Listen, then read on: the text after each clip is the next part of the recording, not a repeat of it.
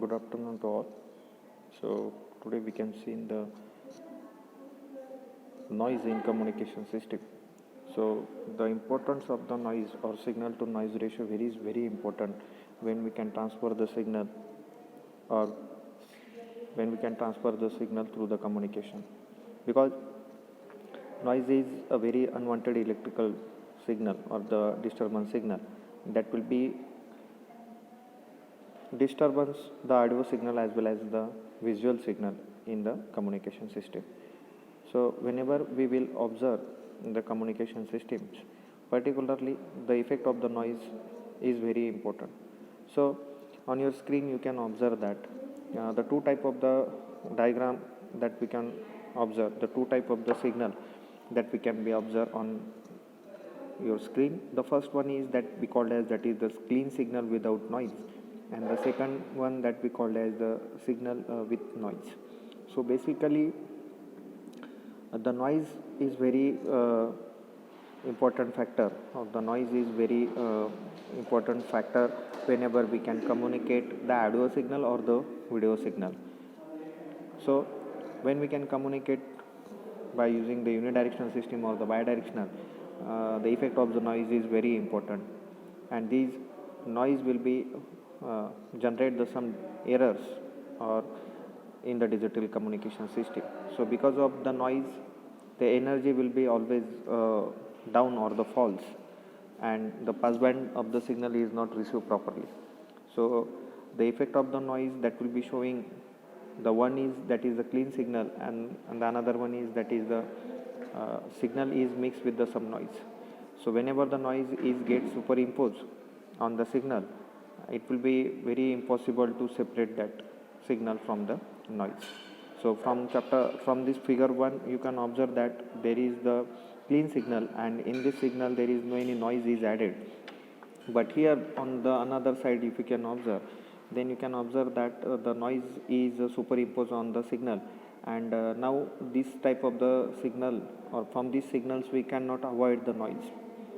Okay, so when the noise is added, then it will be very difficult to understand, or we cannot receive the good quality of the signals.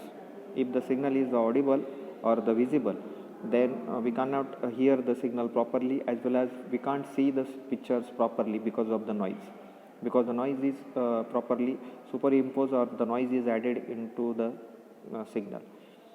Okay, so now we can understand that how this noise will be added. The most important thing is that whenever we can transfer the signal from the transmitter and we can transmit this signal through the communication channel, now the way that we can be transfer, there is some different not a single but the different types of the electromagnetic frequencies will be travel from one point to another, and because of that the both these signals will be added, or the number of the signals when the added or they will be superimposed. So through this noise will be easily created in the communication system. So the most important thing is that whenever we can communicate with the single persons or two persons, then the signal to noise ratio is very important. So here you can observe that the different types of the noise is properly divided into the two types. One is that is the external noise, and the another one is that is the internal noise. So the external noise means whenever we can transfer the signal from one place to another, so because of the atmospheric nature, the noise will be added. So the atmospheric nature is the one external noise example. Then the some extraterrestrial noise is another noise.